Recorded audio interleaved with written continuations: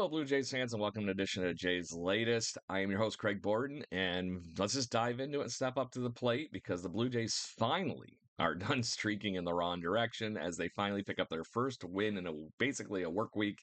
And they take it on in the Bronx against the New York Yankees. But before we dive into that game, let's talk some Blue Jays news, period, because is some good news for us. We've been having fun with that fifth spot a little bit all of a sudden with Easton Lucas in the starting rotation having some issues. Max Scherzer, actually was able to throw 27 pitches off a mound yesterday and actually looked apparently really good, according to reports. So John Schneider and the team actually mentioned this before the game yesterday. So that is very encouraging that he is having a better time with whatever happened during the second cortisone shot into a different joint in his thumb that they were hoping to help out with. Apparently, it might be paying off. So if that's a true statement, the Blue Jays could have a guy that is capable of being an ace still, even at the age of 40, long as he stays healthy.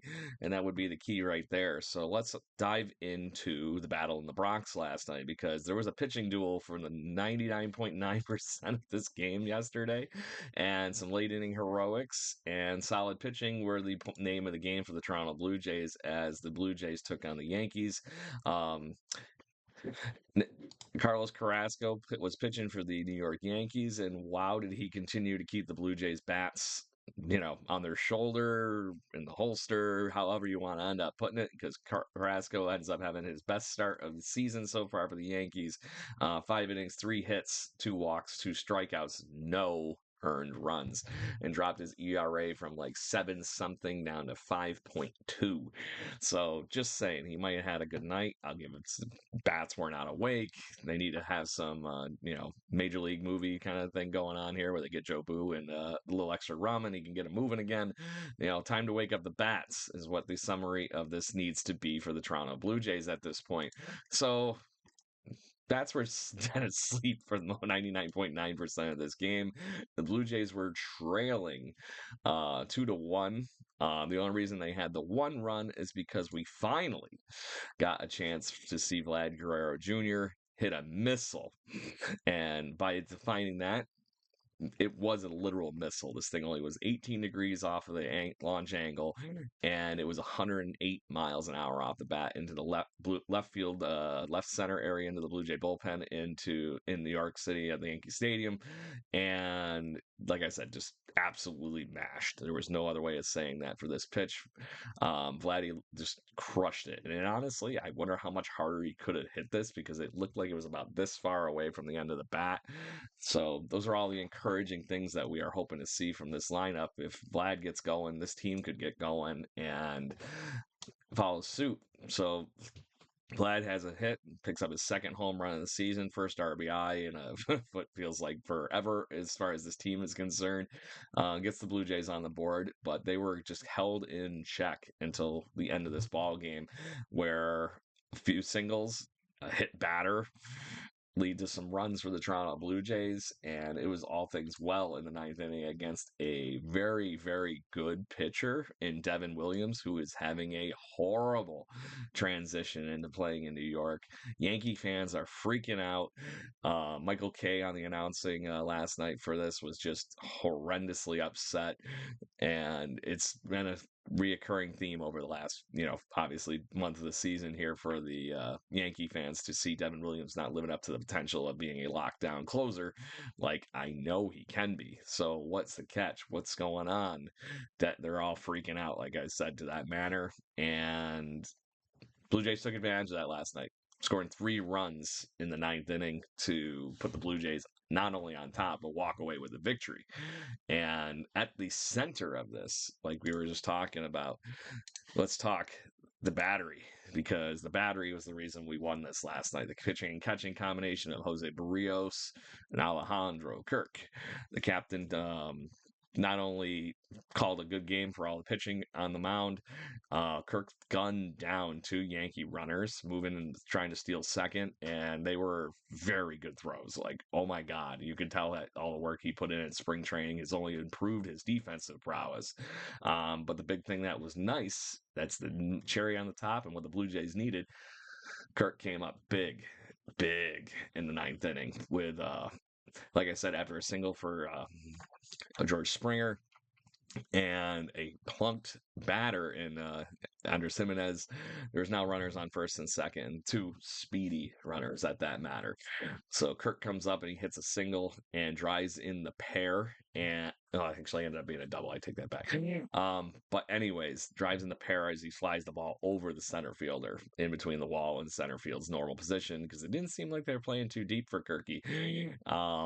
But on that note, it was really funny watching Jimenez and Springer run home because they were both like basically on each other's heels and looked like a little league game when they were playing it as far as how they ran into home plate. But that's how the Blue Jays won it, sealed it right there. And then Addison Barger gets a nice little bloop. That was the other one that scored the other run that brought Miles Straw after pinch hitting for Tyler Heineman after pinch hitting for Kirk, or pinch running. Wow, got tongue tied there. So, anyways, but let's talk Jose Barrios really quick because after somebody that gets notoriously beat up by Aaron Judge, he held Aaron Judge very validly in check last night, making him look a little silly even on a couple of pitches. 5 1/3 from Barrios, gives up 5 hits, 2 walks, 4 strikeouts, but looked a lot more comfortable on the mound today as he didn't give up a run or anything like that too. So, but battled through 90 pitches. Brandon Little came in, gave up a run, which unfortunately allowed the tie. But outside of a couple of bloop signals and everything, it didn't look rough. Technically, it's his second blown save of the year. Still has a 3 ERA. Jimmy Garcia, Mason Fluharty also. Fluharty picks up the W with allowing the second run. But looked good at the same time. And then at the end of this, the whole thing went perfectly as planned all of a sudden. Now the Blue Jays had the lead in the ninth. Jeff Hoffman comes out of the bullpen, looks studly, and picks up his sixth save of the season. Well played, sir. So Blue Jays were able to pull this one out and make something good. But that ninth inning surge and the Blue Jays diving on Devin Williams was the main reason that they walked away with this game. So that's the second game in a row the Blue Jays have finally put some offense together in the ninth inning. I hope this isn't a trend because it just makes the game really, really boring. And I just hope that this is a catalyst to things that come the last 2 days. Wednesday against the Astros, they were able to do the same thing, but they weren't able to break through against Josh Hader. So yesterday, same thing. Closer comes out, Devin Williams. They were able to take advantage of it and take the win away from the Yankees. So today, the Blue Jays will be playing the New York Yankees again in the Bronx at Yankee Stadium. In the midst of this, they will be having Kevin Gausman on the mound against Max Fried. I don't know if anybody's seen what Max Fried has been doing this year, but it's been nothing short of impressive. Max Fried is actually technically had a no-hitter in his last outing, as I mentioned, I think, on yesterday's show, that he was taken away from it at one point because they literally changed the box score from an error to a hit. Who does that? So, but yes, Max Fried has been nearly untouchable in his 4 wins so far this season with a 1.42 ERA and 30 strikeouts. And the Blue Jays have not had too many at bats against Max Fried.